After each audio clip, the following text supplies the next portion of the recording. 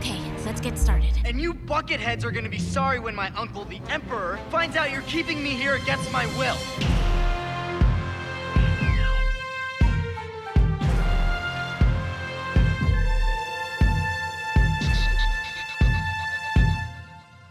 Hallo zusammen, willkommen im Bucketheads Podcast. Mein Name ist Kevin Arnold.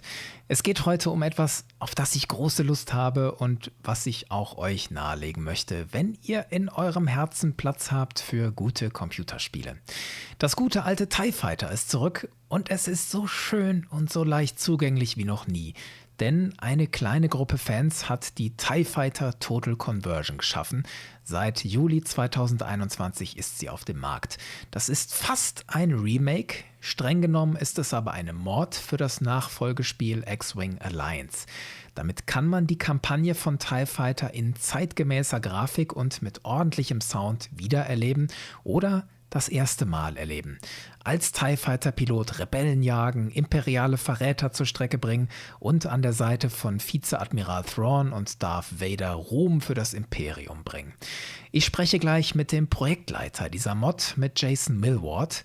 Wir reden darüber, wie die Mod entstanden ist, das Mission Design, die Grafik, der Sound, was das große Disney-Imperium zu diesem Projekt sagt. Und im Gespräch mit Jason zeigt sich, dass die TIE Fighter Total Conversion doch sehr von diesem einen Mann, nämlich Jason, geprägt wurde. Wesentliche Teile der Arbeit hat er selbst gemacht. Man hört Jason auch im Spiel. Er hat die TIE Fighter-Kampagne ganz neu und erweitert gebastelt und spricht dabei den Offizier, der uns die Mission Briefings gibt. Wer TIE Fighter nicht kennt, der kann sich meine Folge Nummer 13 anhören. Im Gespräch mit Jason wird aber auch klar, was TIE Fighter für ein Spiel ist. Das Interview führe ich in englischer Sprache. Jason kann kein Deutsch, er stammt aus Großbritannien, lebt aber in Finnland. Dort ist er wegen einer Frau. Er hat sie beim Online-Spielen und Modden kennengelernt, ist wegen ihr nach Helsinki gezogen und dort sind die beiden jetzt verlobt und haben eine gemeinsame Tochter. Deswegen das Interview in englischer Sprache. Danach liefere ich euch aber eine deutsche Zusammenfassung. Wer will, kann da direkt hinspringen über die Kapitelmarken in der Podcast-Beschreibung. Ich empfehle aber die englische Version, weil man Jason wirklich gut zuhören kann und außerdem baue ich da schöne O-Töne ein. So, also viel Spaß mit dem Gespräch mit Jason Millward, auch bekannt als Angel, dem Projektleiter der TIE Fighter Total Conversion.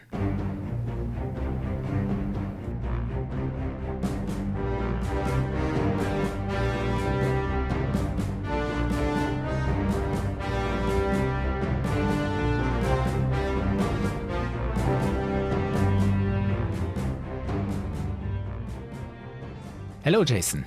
Hello. I'm so glad to have you on the show. Thank you for taking your time for the interview. Oh, thank you for having me. I must say, when I hear your voice, I feel like being immediately transferred to the Imperial Navy because I know your voice from the game already. Yeah, my voice is a bit sort of World War II-ish officer, so your mission today will be to interview the briefing officer of the TIE Fighter Total Conversion Project. Gamer 1, engage the interview. At some point you must teach me how to do that. It's great. We will talk about the TIE Fighter Total Conversion, which is such a great achievement and so much fun to play.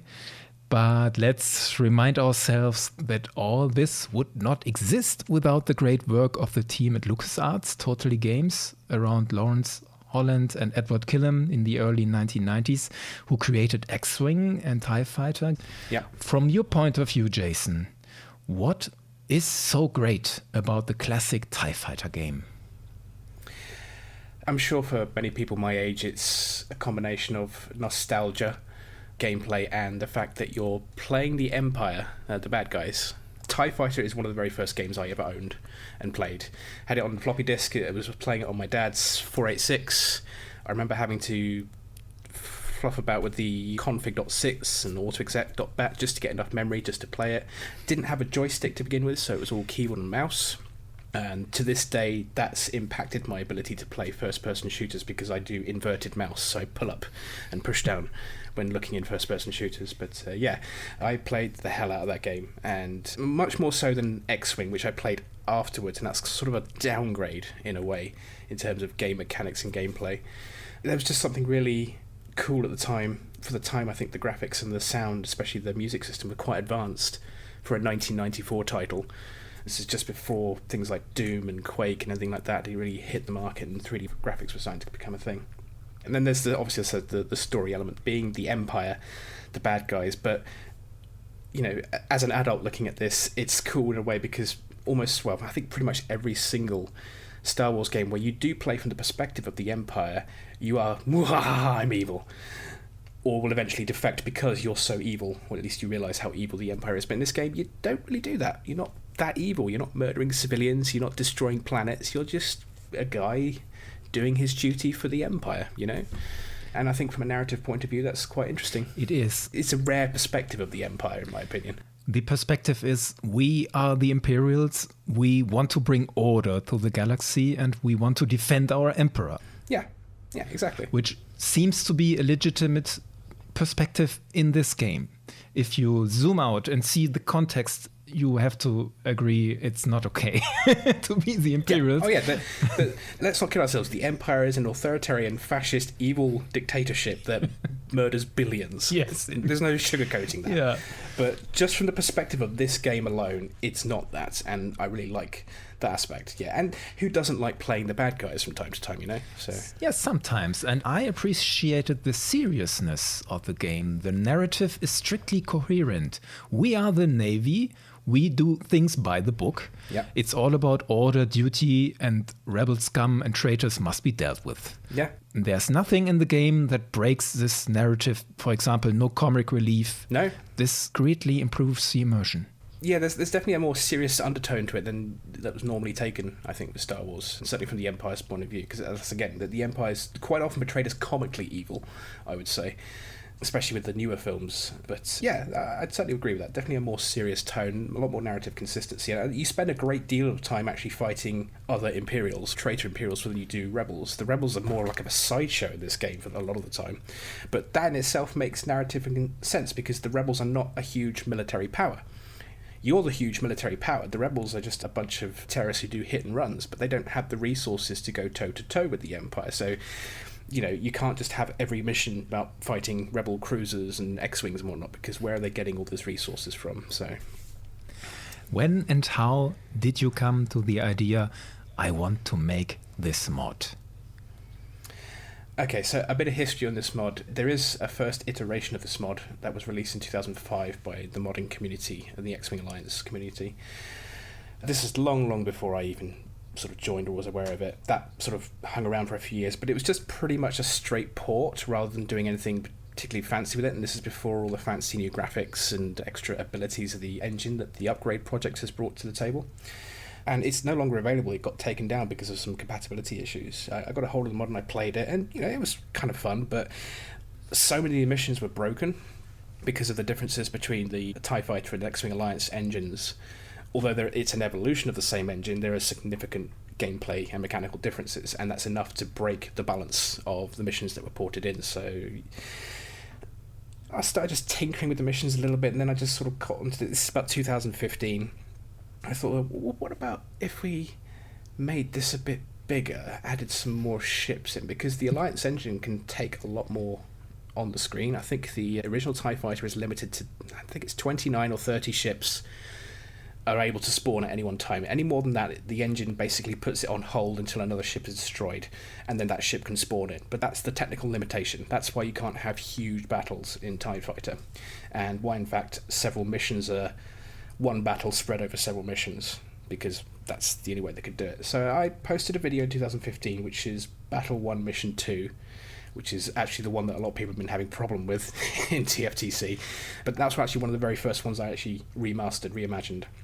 And I played the original version. This is on the original TFTC, just showing how quiet it is. It's, you know, Y-Wing comes in, boo-boo, dead.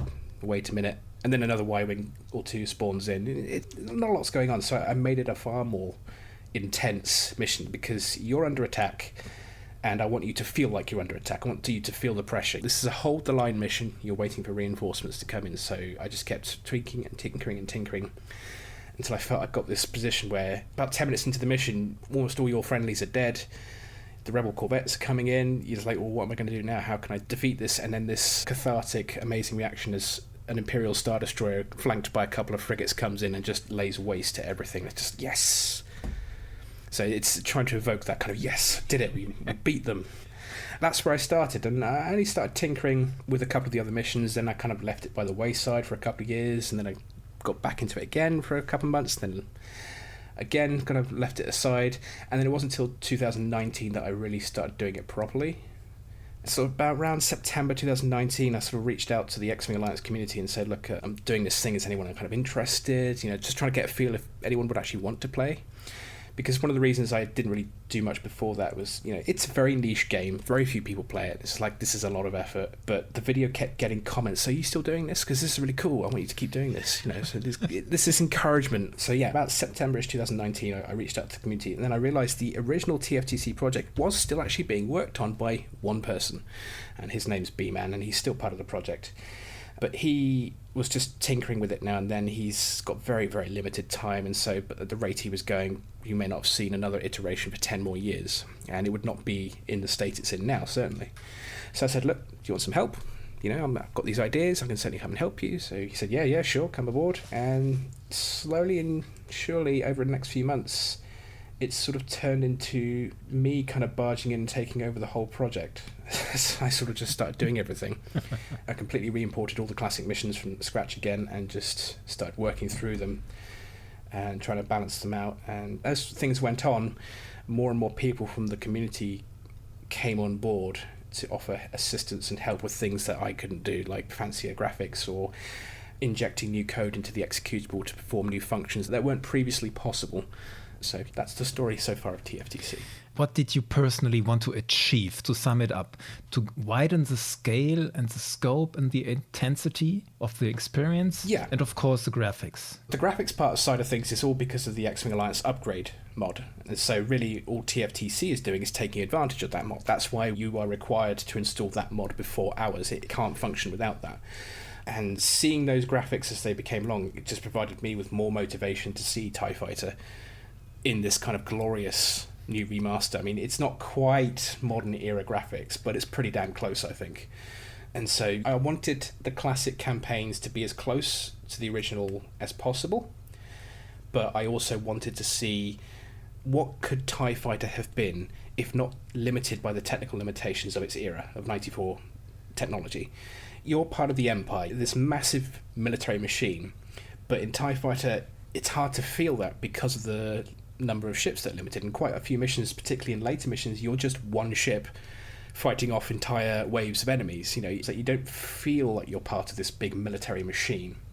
That's one of the aspects of Reimagined that I wanted. You've got lots of wingmates flying beside you, you've got more bigger capital ship combat going on. You're part of something. It's not just you against the world. And that's one of the big sort of motivational factors for me doing Reimagined. Let's take a look at what the TIE Fighter Total Conversion is today. I would like to describe a few things. The TIE Fighter Total Conversion is a mod for X-Wing Alliance, meaning you have to own X-Wing Alliance and you have to install the mod X-Wing Alliance Update, upgrade it, and then you have to install the TIE Fighter Total Conversion. Then you can choose, do you want to play the TIE Fighter Classic campaign, or do you want to play the TIE Fighter campaign Reimagined? The tool you use for this choice is called Palpatine Total Converter, which is very cool, I think. When you start the game, you end up in a concourse that is designed to look like the interior of an Imperial space station or a capital ship. This is basically the main menu.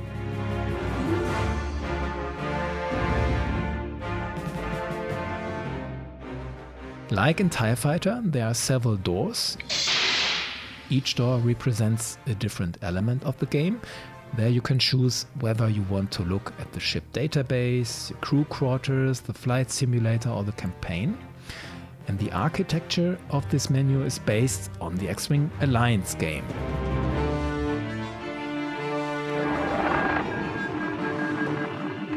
We have received a distress signal from a Republic convoy under attack by Demok marauders.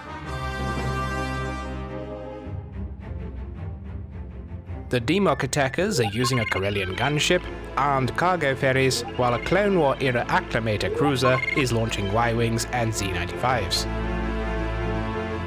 The Victory Star Destroyer Protector and the modified frigate Akaga will jump in and deploy our ties to drive off the attacking Demok forces and save the convoy. So when you get mission overview and the briefing in X-Wing Alliance style, the most striking difference to the classic TIE Fighter is you cannot interact with the flight officer or the member of the Secret Order of the Emperor. These two gave you primary and secondary objectives. Now in TIE Fighter Total Conversion, all mission objectives you normally get from the flight officer and the Secret Order, you have to complete them all. They are all primary objectives. Can you explain, before we get into the game mechanics more, why is that? Yeah, the Secret Order is a big facet of the original TIE Fighter. You're working for the Emperor, you rank up with these cool, painful even looking tattoos on your arm. But as you say, the X-Wing Alliance engine does not allow you to have interactable characters like TIE Fighter did, even though it's the same engine, essentially just an evolution of it. The containers for that don't exist in the game, which is a shame. And as far as the briefing and debriefings go, it's strictly linear. You either win or you don't. There is no variation based on what kind of objectives you complete in the game, as you did with TIE Fighter. So if you didn't complete the Secret Order bonus objectives, which tended to be hidden objectives, or at least secondary ones, then the Secret Order guy wouldn't necessarily have the same dialogue. He would say something else. But that's not possible in X-Wing Alliance. And so for it to make narrative consistency, I decided the best compromise would be to make them primary objectives and just have an SO tag next to them so you know that they're Secret Order objectives.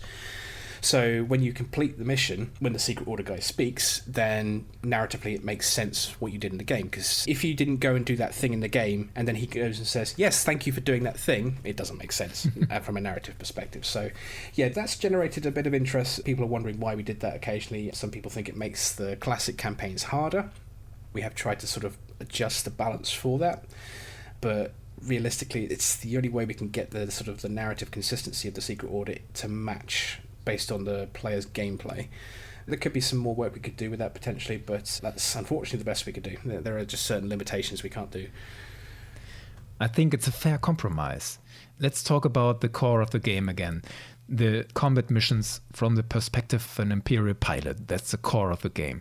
You ported all 13 battle campaigns plus the training missions.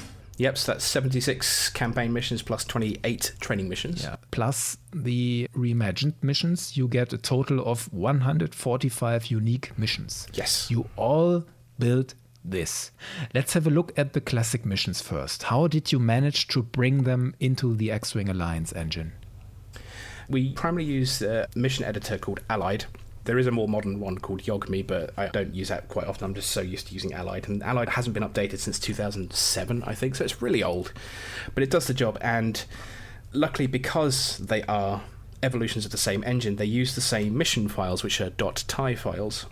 And so I can go into the original X-Wing game and open up the mission files, and it has all the objectives, waypoints, the ships, the text. It's all there. The problem is there are certain porting issues, so the text has to be put in certain places. Sometimes the orders don't quite translate properly. I can give an example. If a ship has a wait order, there are some missions where a ship just has a really long wait order because it's just not supposed to move anywhere, so it'd be like 40, 50 minutes. Except in X-Wing Alliance, the maximum limit appears to be about 20 minutes, and so that order translated when ported to 5 seconds. And so ships would just wait for 5 seconds and then bugger off into hyperspace. And no, that's not supposed to happen. Other issues like stations not being where they should be, even though the editor says they're here in game, they ended up being way over there instead. And so you had to rebuild some of the flight groups. But the bigger challenges are the gameplay mechanical differences between the two in terms of, for example, starship and laser ranges and torpedo behavior, and the fact that capital ships can shoot down your warheads, point defense basically. That was another challenge in sort of getting the classic campaigns sorted. So we managed to turn off things like point defense for starships in classic, so it emulates the original behavior, shorten the laser ranges so it matches the original as well. Because we found if we didn't, then there'd be certain missions where ships were shooting at each other when they shouldn't be shooting at each other, and they'd blow up and cause mission failure, and you couldn't do anything. So, yeah.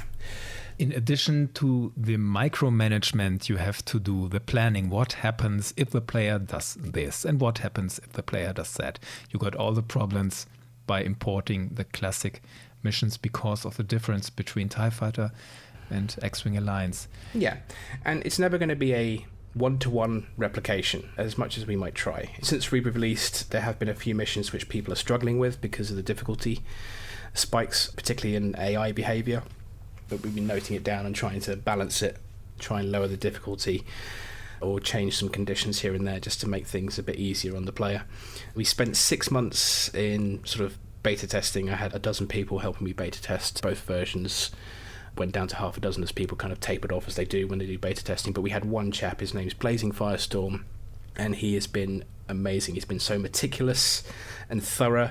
He'll play the original mission in TIE Fighter and then play our version, and then he's like, yeah, this isn't the right kind of behavior that's going on here, and this flight group doesn't have the right color, this flight group's not coming in this line. And we had close to 2,000 bug reports over 6 months trying to fix all those. But no matter what we do, there's still always dozens and dozens more bugs and balancing issues to sort out. But now at least we've got a big player base to find the more consistent problems people are having and trying to fix them. Let's talk about some of the particular missions. Do you have a favorite classic mission from TIE Fighter?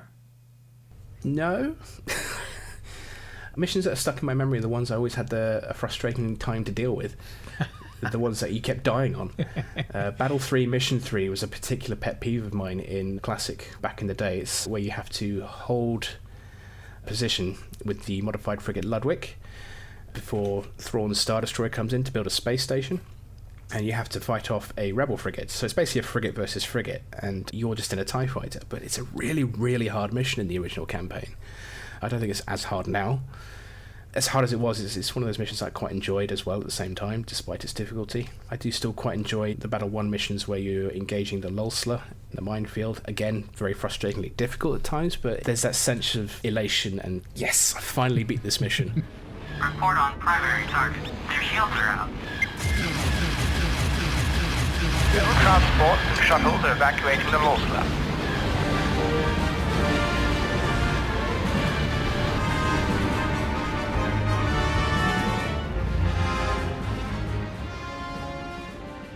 And then other missions are just absurdly easy afterwards because you've spent all this time learning and gaining your skills as a pilot doing so. I think a lot of people, despite the nostalgia we have of these games, I think some people forget how hard games were back in the day. Today's games are very hand-holdy. They give you lots of tutorials, pop-ups, things. They want to make sure you've got the mechanics, understand it. You've got mid-mission checkpoints, saves, quick saving. You don't have that in this game. And in the 90s, many games didn't have this functionality, early 90s certainly, and older. And games were absurdly difficult sometimes. That's just the nature of how it was. Yes, and even in the TIE Fighter Total Conversion, when you die, you die. You have to start over. Yeah. Yeah. For the tutorial missions only, I added a respawn. It's only up to 20, but that's usually enough to complete the mission. So if you die in the tutorial missions, you do respawn and can continue. But it's just because you're in a simulator, I felt that made sense from a sort of in-game narrative perspective. Oh, you died. Okay, well, let's just reload you into a new craft. Whereas in the field, okay, nope, you're dead. Sorry. Yeah, just take the mission Save the Emperor in Battle 7, when the treacherous forces of Admiral Zarin manage to abduct Emperor Palpatine, and the player must fly in alongside Darth Vader and save the fucking Emperor. Sorry. The Emperor's ship, the Majestic, has been seized, and the Emperor himself abducted by Zarin. Zarin's flagship, the Glory, waits off in the distance for the shuttle holding the Emperor to arrive. You will lead a group of TIE defenders to locate and disable the craft carrying the Emperor. It was one of the larger battles in TIE Fighter, and in retrospective, it has a certain feeling of, Jesus, people back in 1994 did not know much about the Emperor. Yeah. People knew him from Return of the Jedi mostly and have seen this fragile man, this old wrinkled face. Yes, he could shoot lightning from his fingers, but people had no idea how powerful he really was. He would not have just let himself be kidnapped by a bunch of insurgents, torn into a small ship and abducted. Yeah. That's what happens in this battle in Save the Emperor. Yeah, it always kind of bothered me. I mean, not so much as a kid, because you're like, oh my god, I'm flying next to Darth Vader, this is cool, saving the Emperor, that's great. But as an adult looking back on it, you're thinking, yes, especially with all the lore we have now about Palpatine, you just look back thinking, Palpatine would never allow that, unless he's doing some sort of 4D chess where he knows what's going on and he just intentionally wants to be captured, which I don't believe in this case. It's like, nah, Palpatine would just crush them. Yes. He'd crush them, no problem. I mean, in lore, there's supposedly a background story here where a Sith strike team got on board and used, I think it's called a Ysalamiri, which in EU canon is this creature which nullifies the Force, so nullifies its ability, and then they catch him that way. But I just don't buy it, because it's fucking Palpatine. Yes. So in the reimagined version of this mission, I did a significant rewrite of how this did, and it's also the largest battle in the entire reimagined campaign. I don't know if you've played that one yet, or... Yes, I did. Yes, so you may have noticed it's a bit of a bigger battle than the original one. Let's guide our listeners to the experience. What do you see if you start the mission? I think you start leaving from a Star Destroyer, right? Yes, Zarin turns on you and tries to kill Vader and say, okay, we've got to get back to Coruscant. So mission 2 is you on the Devastator. In the classic it's called Garrett, but I decided to use the Devastator because that's more well known as Vader's flagship before the Executor anyway. And you're ambushed mid-mission by another Zarin force, which has basically got you in a crossfire, and the Devastator from that battle gets critically damaged, hyperdrive disabled, and all you've got left is 3 TIE Defenders and Vader's own TIE Advanced fighter. Alpha, form up with me and initiate jump to hyperspace. It's like, okay, well, it's just us 4. We've got to get to Coruscant because we know something's going down. So, yep, you leave from the Devastator, you jump into hyperspace, and as you come out of hyperspace, you see about 20-30 ships in the distance firing, having this battle going on. You can see like a wave of destroyers and support ships and 2 other destroyers trying to hold the line against this fleet. Mayday, Mayday, this is the Star Destroyer Majestic. We're disabled and are under attack. K1, attacking. Palpatine's destroyers drifting, disabled in space. Above Coruscant, you see the beautiful vista of Coruscant. Below space, this metropolis, and above is Palpatine's Star Destroyer drifting in space. Yeah, we got a nice Coruscant low orbit backdrop there, and yeah, off to the side is one Star Destroyer kind of listing at an angle, and that's the Emperor's Star Destroyer. And the big narrative change we made here is that he's just trying to straight up kill Palpatine. He's not trying to kidnap him, because apart from Palpatine would never allow that to happen, why would you let him live? Why would you let someone that dangerous live when you're trying to take power? Kill him. Take power. That's all you need to do. And so, yeah, in this case, you're basically trying to save the Emperor from being killed on his starship. So that becomes sort of a big sort of holding action, and then Thrawn comes in with his Victory Star Destroyer. Stalwart to Lord Vader. This is Vice Admiral Thrawn. We're moving to defend the Majestic.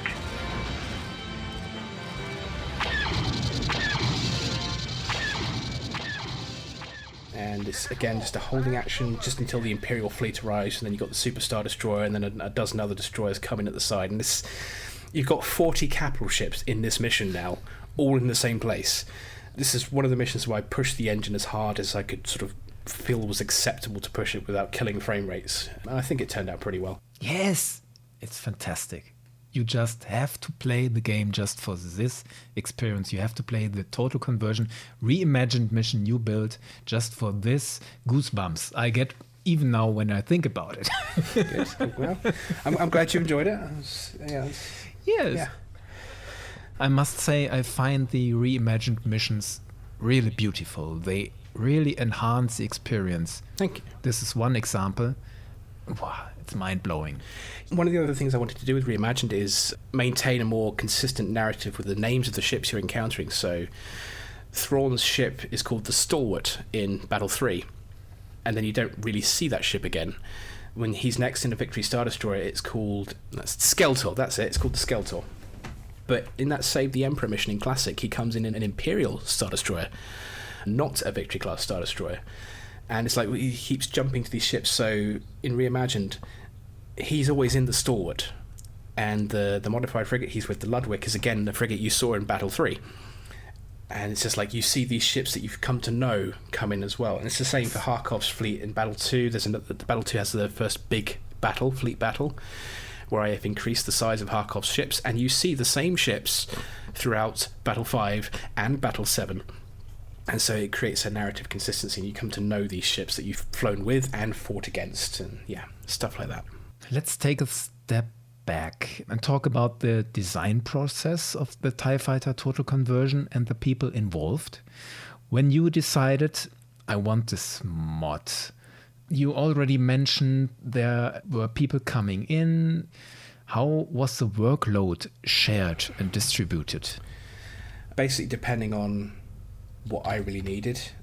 As I said, I kind of ended up taking over this project, and I've done vast majority of the mission design and porting has been me. A lot of the voice work, as you know, has also been me. Let's have an example. This is the original flight officer from the classic. We have traced the Mugari pirates' hyperjump path to a cargo loading area in the Tungra sector. Your first objective is to stop the cargo ferries from escaping with their contraband. And this is you, Jason, from the Total Conversion. We have learned of a transfer of weapons and supplies about to take place between the Mugari and the rebels. The Imperial Star Destroyer Hammer will lead an attack to destroy this transfer operation, escorted by the modified frigate Fogger. TIE Fighter and Interceptor groups will move to engage and destroy enemy starfighters. So you said you did the mission programming, the voice acting, and what else? As time goes on, I had to sort of learn new skills. Like, I've never really done sort of photoshopping or animation stuff before, low-level animation stuff before, but the new logo, the TIE Fighter Total Conversion logo that you see, which mimics the original, I spent a week in Adobe After Effects creating that 6-second animation. And I had to go frame by frame just so each block comes in at the right angle just to try and mimic the original logo. And there's just stuff like that I had to learn, which is really cool. And all the sort of in the simulator, when you look at the battle images and the mission images, I did all that as well.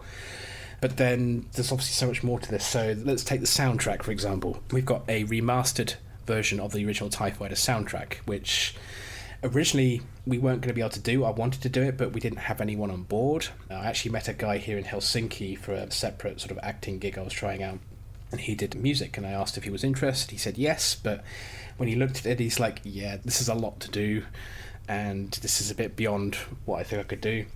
But then I came across this channel called Get Off My Lawn, run by a chap called Lordy. His name's James. And he had this thing called Guy Mod. Just for a bit of background, the original briefing officer is voiced by an actor called Guy Seiner. Some of you may know the program Allo Allo, the old British sitcom Allo Allo, and he was a German officer called Lieutenant Gruber. And not a little talent. Before I was a window dresser, I was employed in an art gallery. Occasionally, I was allowed to touch up old masters. Well, one has to start somewhere. That's one of his most famous roles. But much of the original classic audio is obviously heavily compressed, low-quality audio. And James had basically run this through his software to increase the fidelity of that audio so it sounds a lot clearer. We have traced the arms used in the recent attack on Outpost D-34 to a Mugari cargo loading area in the Tungra sector. We suspect that the Mugari are providing arms and other aid to the rebels. Our attack on this cargo area is timed to catch the Mugari and rebels in their next illicit weapons exchange. He's an absolute TIE Fighter, total complete fan of TIE Fighter. You know, he's got the t-shirt and everything sort of guy. And I was talking about the soundtrack, and he offered to do the soundtrack, remaster soundtrack. And we took the original MIDI files. I had to piece them together because of the dynamic nature of iMuse and the way it shifts the music as you play. In the original TIE Fighter game, the in-flight tracks are broken into 2 to 4 second chunks, and an entire track, maybe about 20 chunks, and I had to basically piece those together. Then he basically uses his own software to reorchestrate the various sounds and instruments on those MIDI soundtracks and then balance them. Again, we've got another video on our YouTube channel which shows how he did that, and he explains himself with the remastering. I will put a link in the description on your YouTube channel, and there will be, for example, this video where James explains how he did the remastered soundtrack. More recently, a lady called Vanessa Palmer, right? Yes, that's Vanessa Palmer. Even more of a TIE Fighter fan. She's also big into the retro gaming scene, retro hardware scene. So she's got genuine old hardware from the 90s sort of thing. And we used it to capture the original sound, not an emulation of the soundtrack. We actually used the genuine hardware to record the most commonly used MIDI soundtrack from TIE Fighter, which was a Roland SC55. And so that is also an option in the game.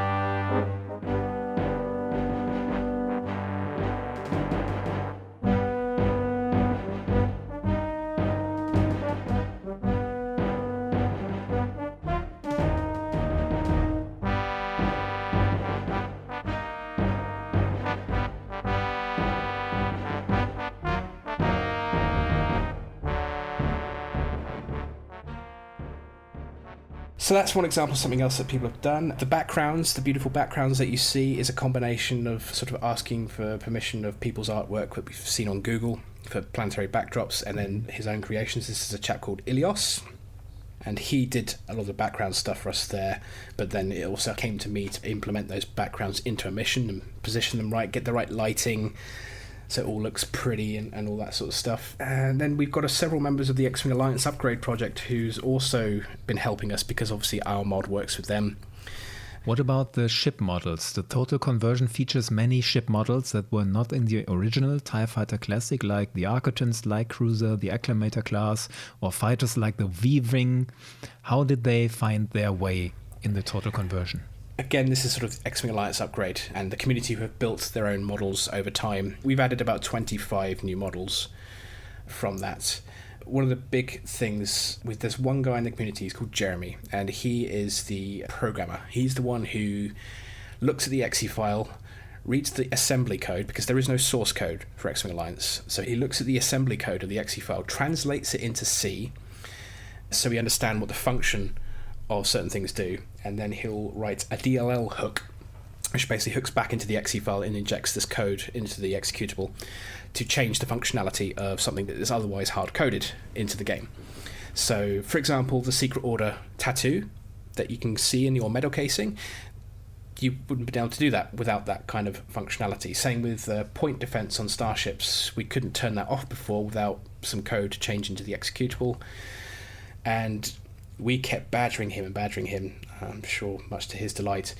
Can we do this? So we'd really like it if we can change it to do this. And so we really pushed the engine much, much further than the X-Wing Alliance upgrade guys did. But it was important we tried to get as much of the original TIE Fighter functionality and mechanics as we could, as closely as possible. If not for him, the balance would be significantly different. I'm not sure it'd be the same mod without that. One minor thing, or maybe not so minor thing, I noticed regarding the sound. In the classic TIE Fighter, the Imperial Navy pilots were men only. In the mod, and especially in the reimagined campaign, I hear many female pilots. Is that intentional? Well, we put out a call, one of my other guys put out a call from people he knows in the sort of the cosplay community and whatnot for voices, because we needed wingman voices, and there are 12 sets of wingman voices in the game. And so we need to fill out that roster, basically. And yes, we have 3 female actresses who kindly provided their voice work, and I think they did a terrific job. Not all the voices are British. Some people might take issue with that, because obviously the Empire is always portrayed as this evil British Empire. But no, we've got a bunch of Americans, a bunch of English. I've actually provided 2 of the wingman voices, so you might hear a familiar voice a couple of times in there. I've got a starship firing at me. Another bandit down. Woo! Great shot! Hey, one, better shake that bandit off the stick. Another bandit down. Woo! Got him. Another bandit down. Level 10. I'm having trouble over here. We've got one Finnish guy as well who provided sets. This is a guy I met doing another acting gig here, and I asked him would he like to provide his voice, and he was like, yeah, totally. So yeah, we've got a Finnish guy in there just for a slightly different accent than the normal American British accents. I did try to do as lot as possible because I really do enjoy doing voice acting. Done it occasionally as a paid gig, but it's something I'd really like to do in a more professional level. But I just realised I can't do it all myself because people are going to realise it's the same guy doing stuff. No matter how I vary the voice, eventually there's going to be stuff that sounds too similar to other voices. I couldn't tell that you did Darth Vader as well, so you masked yourself quite well there. Alpha Group, form up with me and initiate jump to hyperspace. Yeah, well, you know, the magic of Audacity and changing the pitch and speed of your voice helps that. I'm surprised actually people think it's actually a decent Darth Vader impression. I'm just thinking, oh god, this is going to be terrible, but you know, whatever. I need a Darth Vader voice. I need to put some lines in. This is what I did. So because you only ever hear it in flight, it's got that in-flight filter on top of it and the breathing sound. I think that kind of masks perhaps any imperfections in the voice work there. Maybe I tried to impersonate him as well a few times, as well as the Emperor for this podcast. It's a challenge, and you never are able to meet the original, of course, but you can get as close as possible. Yeah, for Vader, it's not so much trying to emulate the sound of his voice as much the way he says the words. He sort of, the Emperor, he elongates certain words and stuff like that. We must talk copyright. TIE Fighter and the whole Star Wars franchise is owned by Disney, of course. And let me quote Han Solo speaking to Lando Calrissian. "Aren't you afraid the Empire is going to find out about this little operation of yours and shut you down?" It's always a risk, especially when you're dealing with copyrighted material. It's been my hope, really, that because there are already a lot of Star Wars mods for different games out there, not necessarily for Star Wars games. So, for example, for the 4X game Stellaris, there's a really big Star Wars mod called Fallen Republic for that. It's been fine.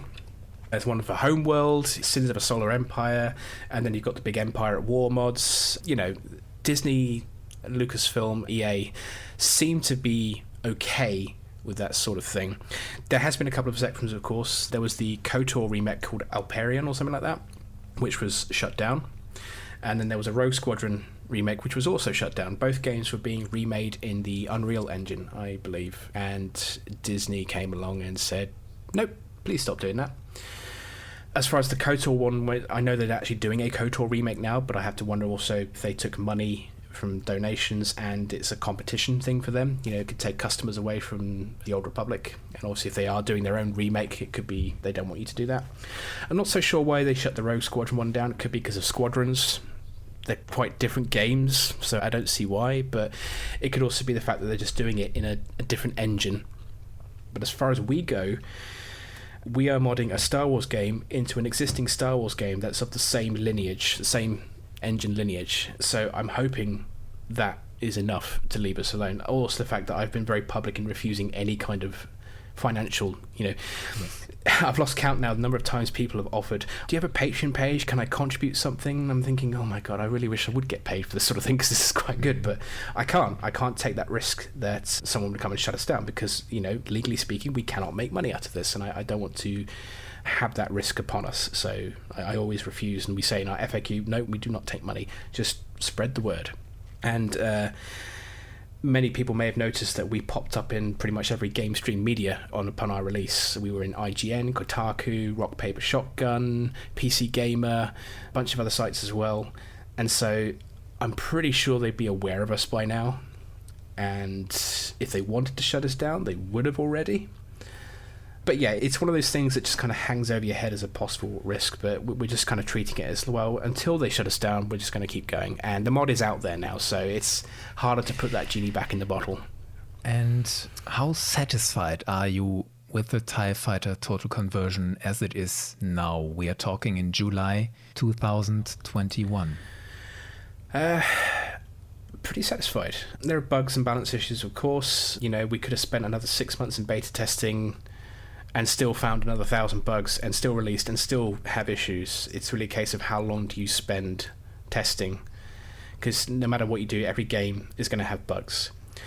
My biggest fear would be that upon release there would be something terribly game breaking. You couldn't install it, or the game would just constantly crash for people or stuff like that, because our beta test team At most was a dozen people, plus the other members of the mod. That's a very small sample size.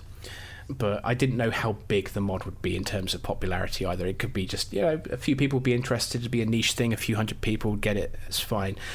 But then we got all this attention. As it stands, the ModDB page says we've got at least 12,000 downloads of the mod now. It doesn't sound like a huge amount, but 12,000 people trying to play our mod. And based on all the feedback I've gotten so far, it's been pretty much overwhelmingly positive. Aside from bugs and balance issues, like there's one mission where you can't complete the mission at all because your friendly gunboats end up destroying a shuttle, which is not fun. Apart from little issues like that and occasional issues with the installer, because it's not exactly an easy streamlined process to install the mod, because you have to basically do 4 things, and at any point in that process something can go wrong. But it's still being a pretty low proportion, and based on the feedback I'm getting, people are generally quite enjoying what we've done here. But I think there's still a lot of work to be done in making it a better experience for people, and I just keep encouraging people to send me feedback and bug reports, and we want to try and address all of that to make it a better experience. I will put all relevant links in the description, the website on which you will find the files and the instructions of TIE Fighter Total Conversion, the links to your YouTube channel, Angel, where people can find great videos, for example, on how to install the mod, the full soundtrack and behind-the-scenes videos that you mentioned. Jason, is there anything you would like to add? Anything we didn't touch? Not really. I just really want to say thank you to everyone who's downloaded and played the mod so far. I mean, I really hope most of you are enjoying it, despite any balance or bugs issues.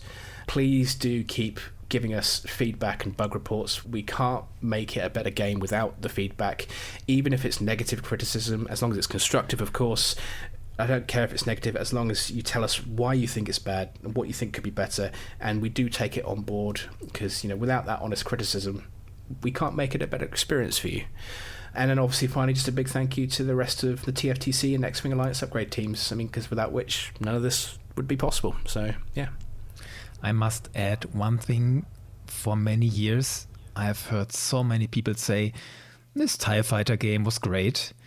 If someone just would do a remake with upgraded graphics and sound, that would be fantastic. Old people like me could show the younger people, hey, try this great game, without having to add, well, you have to close your eyes when you play it because of the graphics. Now, someone has done this. This someone is you. Yep. And the people you gathered around you. Yep. Thank you, Jason, for this great project. It's very inspiring.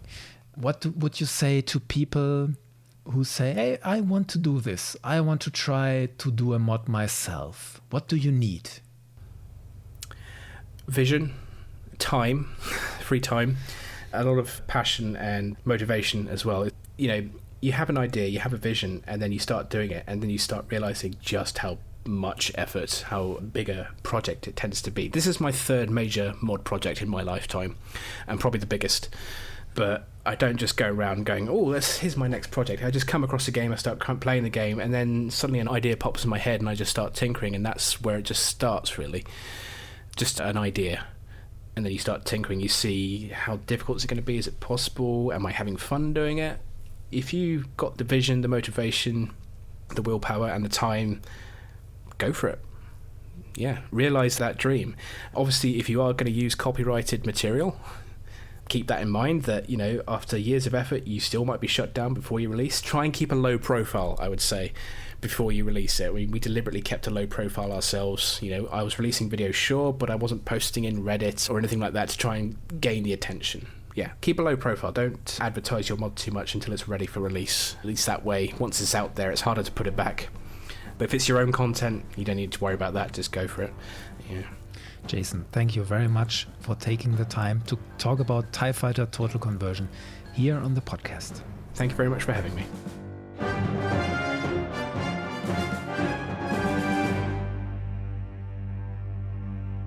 Soweit das Gespräch mit Jason Millward, dem Leiter der TIE Fighter Total Conversion. Ich fand es wirklich schön, mit ihm zu sprechen. Ich habe da eine schöne Mischung erlebt aus Nerdtum mit großer Liebe zu Star Wars und zu TIE Fighter im Besonderen. Und bemerkenswert einerseits die Zufriedenheit mit dem Projekt nach jahrelanger Arbeit, gepaart mit dieser Haltung, ey, gib mir ruhig Kritik, damit das Ding noch besser wird. Dieser Mann ist also noch nicht satt. Wir haben angefangen in dem Gespräch mit Jasons Selbstfeststellung, dass er einen hervorragenden Akzent hat. Er selbst nennt das einen Zweite Weltkriegs-Offiziermäßigen Akzent. Und in diesem Ton hat er in TIE Fighter in der Total Conversion den Offizier gesprochen, der die Mission Briefings macht und innerhalb der Missionen Kommandos gibt. Ich habe ihn dann gefragt, was das ursprüngliche TIE Fighter für ihn so groß gemacht hat. Darauf sagt Jason, es sei die Mischung aus Nostalgie, das Gameplay und die Tatsache, dass man das Imperium gespielt hat. TIE Fighter sei 1994 eines der ersten Spiele gewesen, die er gekauft und gespielt habe, damals auf dem 486er seines Vaters mit Disketten.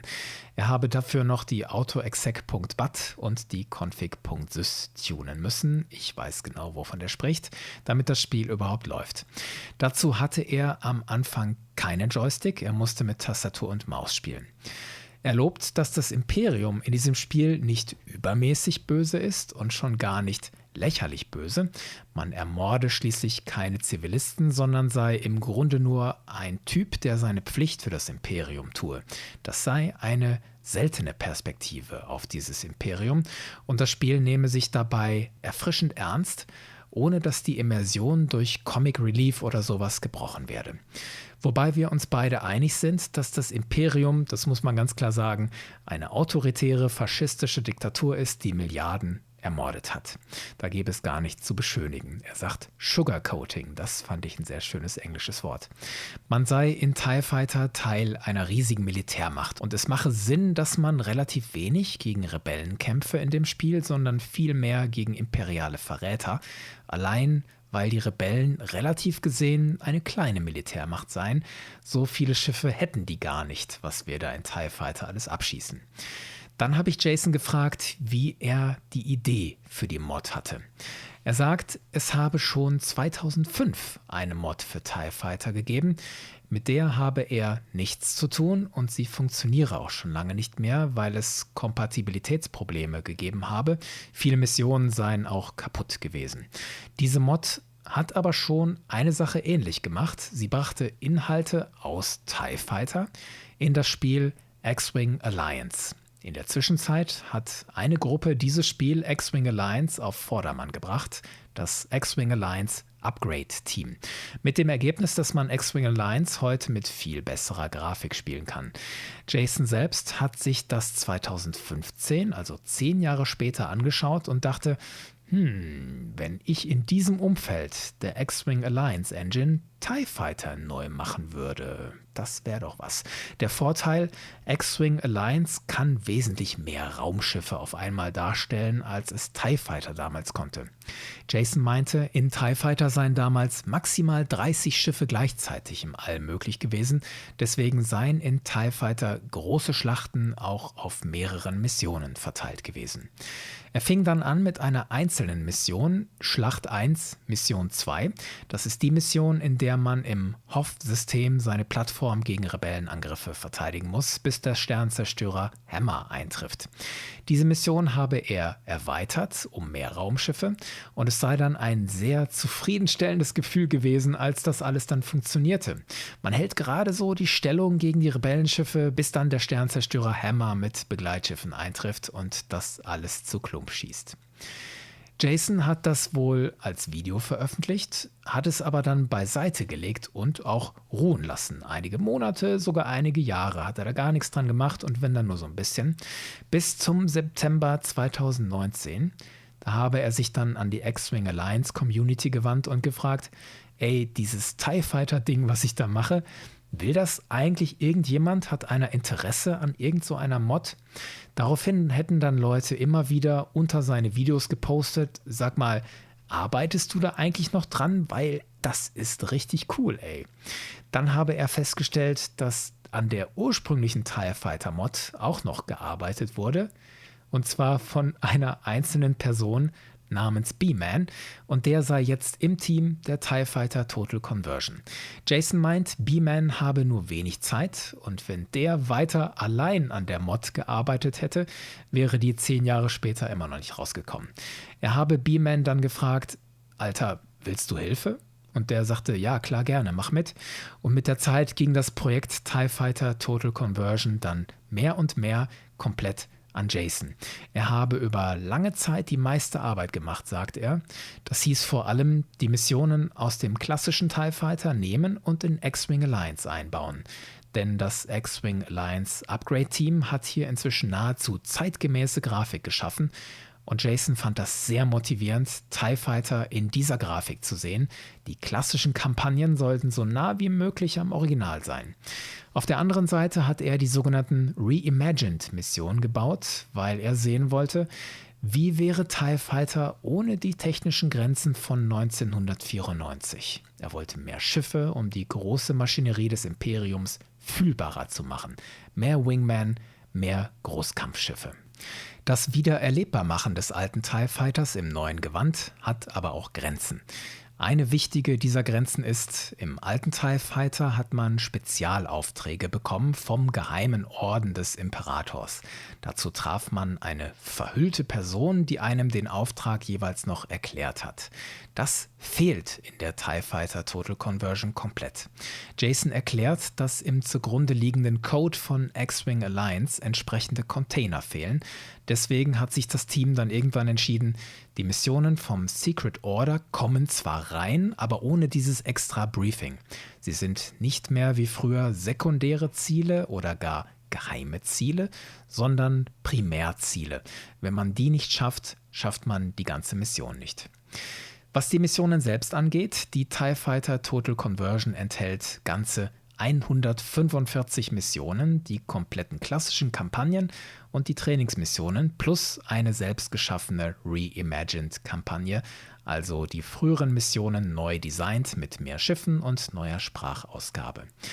Wie hat das genau funktioniert? Die Missionsdateien aus TIE Fighter sind laut Jason größtenteils kompatibel mit X-Wing Alliance, diese Dateien .TIE. Er konnte diese Dateien auslesen und darauf aufbauen. Dazu gibt es mehrere Möglichkeiten laut Jason. Er selbst zog es vor, einen älteren Missionseditor zu benutzen mit dem Namen Allied, also alliiert. Damit hatte er schon mal die Schiffe, die Wegpunkte, die Missionsziele, die Texte, das war alles in diesen .TIE-Dateien drin. Allerdings sind beim Portieren ein paar Sachen kaputt gegangen. Zum Beispiel interpretieren TIE Fighter und X-Wing Alliance den Wartebefehl unterschiedlich. Wenn in einer alten Missionsdatei der Sternzerstörer Avenger den Befehl bekommt, so, jetzt warte mal hier 20 Minuten, dann kann es sein, dass er nach der Portierung in X-Wing Alliance nur 5 Sekunden wartet und dann in den Hyperraum springt. Das kann so eine Mission mal ganz schnell kaputt machen. Das heißt, Jason musste Befehle an einzelne Schiffe überprüfen und gegebenenfalls neu erteilen, also richtig viel Mikromanagement. Ein größeres Problem seien aber spielmechanische Unterschiede gewesen zwischen TIE Fighter und X-Wing Alliance. Zum Beispiel konnte ein Calamari-Kreuzer in TIE Fighter imperiale Torpedos nicht abschießen, in X-Wing Alliance aber schon. Das heißt, ein Angriff von 12 TIE-Bombern auf einen Kreuzer kann in TIE Fighter funktionieren, nach der Portierung in X-Wing Alliance aber komplett verpuffen, weil der Kreuzer sich erfolgreich gegen die Torpedos verteidigt. Da war also viel Feinarbeit zu machen und am Ende hätten rund 6 Leute die Missionen 6 Monate lang getestet. Sie fanden 2000 Bugs und selbst danach waren noch nicht alle Missionen zum Release richtig ausbalanciert. Dann habe ich ihn gefragt, ob er im klassischen TIE Fighter eine Lieblingsmission hat. Er sagt nein. Die Missionen, die er am meisten in Erinnerung hat, seien die, die am schwierigsten waren, mit denen er am meisten kämpfen musste. Die Leute würden bei aller Nostalgie heute oft vergessen, wie schwer Spiele früher waren. Und so kommen wir dann darauf, wie Jason seine Reimagined-Kampagne gestaltet hat, und zwar über den guten alten Papa Palpatine. Im klassischen TIE Fighter gab es ja die Mission, in der der Imperator entführt wird von Admiral Zarin, dem Verräter. Imperiale Verräter zerren Palpatine auf ein Shuttle. Jason und ich sind uns einig, dass diese Mission ein wunderschönes Zeitzeugnis ist, weil 1994 war das Bild vom Imperator ja noch viel unvollständiger als heute. Die meisten Leute kannten ihn als den verschrumpelten, fragilen Mann aus Rückkehr der Jedi-Ritter. Ja, der konnte Blitze schießen und hin und her, aber die meisten Leute wussten damals nicht, wie mächtig dieser Palpatine war. Dieses Bild des vielleicht auch wehrlosen Mannes hielt sich doch beharrlich. Und das sieht man hier in TIE Fighter, dass der Palpatine einfach mal so in einen Shuttle gezerrt wird. Das hätte der niemals mit sich machen lassen, würden wir aus heutiger Sicht sagen, die wir heute ja wissen, wie mächtig dieser Typ ist. Das war ein Grund, warum Jason diese Mission umgebaut hat. Und ich muss auch sagen, diese umgebaute Version ist wirklich ein Brett. Eine Schlacht mit Dutzenden Sternzerstörern über Coruscant. Und Jason lässt darin den Imperator nicht auf ein Shuttle entführen, sondern sein Sternzerstörer wird von anderen Schiffen neutralisiert und er soll aus der Ferne zerstört werden. Das, finde ich, macht viel mehr Sinn. Und Jason änderte damit das Narrativ ein bisschen, damit die Geschichte aus seiner Sicht konsistenter wird. Das sieht man auch an anderen Beispielen. Thrawn zum Beispiel kam in TIE Fighter Classic in verschiedenen Schiffen an. Jason lässt ihn durch die Kampagnen hindurch so gut wie immer im Victory-Class Star Destroyer Stalwart aufkreuzen. Er setzt da auf Wiedererkennungswert und Vertrautheit. Wobei ich versäumt habe, ihn zu fragen, warum er Thrawn dann nicht gleich in die Chimera gepflanzt hat, den traditionellen Sternzerstörer von Thrawn. Ich vermute mal, weil die Chimera als imperialer Sternzerstörer für einige Szenarien zu stark gewesen wäre. Wie gesagt, Jason hat die Missionen gestaltet, er hat Voice Acting gemacht, neben dem Briefing-Offizier sprach er 2 Piloten und Darth Vader. Daneben brauchte er noch andere Stimmen, unter anderem für weitere Piloten und ja auch Pilotinnen.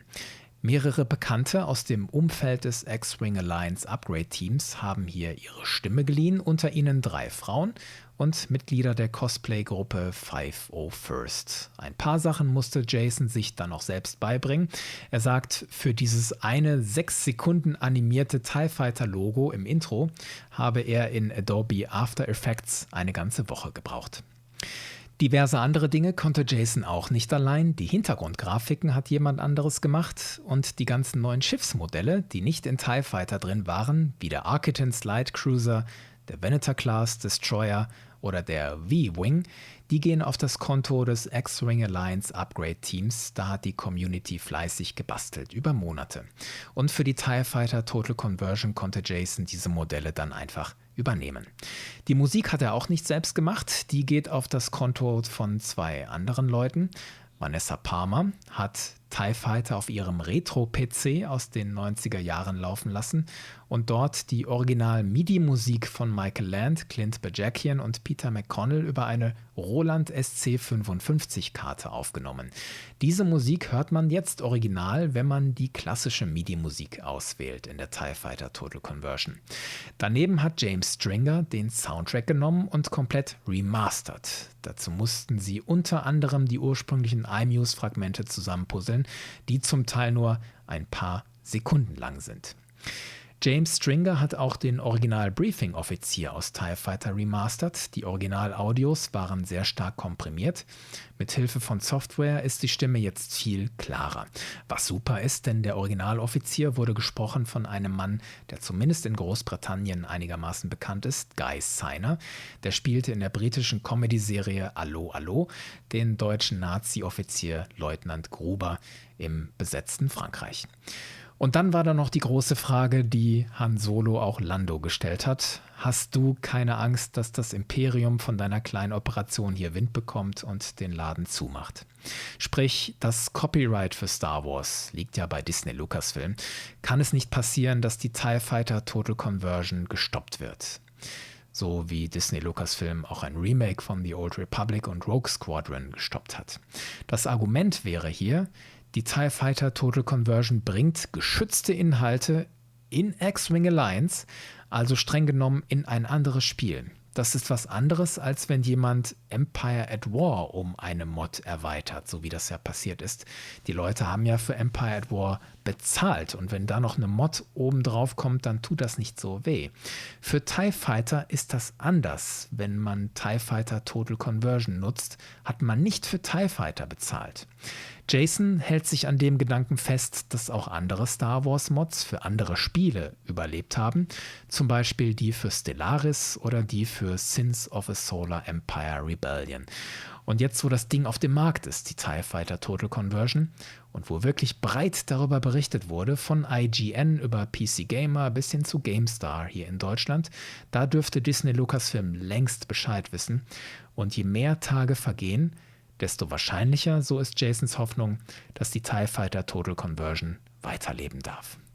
Wer das Projekt unterstützen will, spielt es am besten selbst und abonniert Jasons Kanäle. Ich habe alle relevanten Links dafür in die Beschreibung gepackt. Das ist auch gar nicht so schwer, wenn man da die Installationsanleitung Schritt für Schritt befolgt. Das sind so 4-5 Schritte, die muss man wirklich penibel Schritt für Schritt befolgen. Ich meine es ernst. Dann funktioniert das aber auch super. Ich habe das auch hingekriegt. Ich kann das echt nur empfehlen. Ich finde die TIE Fighter Total Conversion einen echten Gewinn. Jahrelang haben wir ja gesagt, Mensch, ey, dieses alte TIE Fighter, das sollte mal jemand neu machen, in hübscher Grafik zumindest. Und jetzt hat es jemand gemacht und das Ganze noch massiv erweitert zu einem einzigartigen Spielerlebnis. Danke an Jason, dass er sich die Zeit genommen hat hier für den Bucketheads Podcast und danke an euch, liebe Zuhörende. Bis zum nächsten Mal und möge die Macht mit euch sein.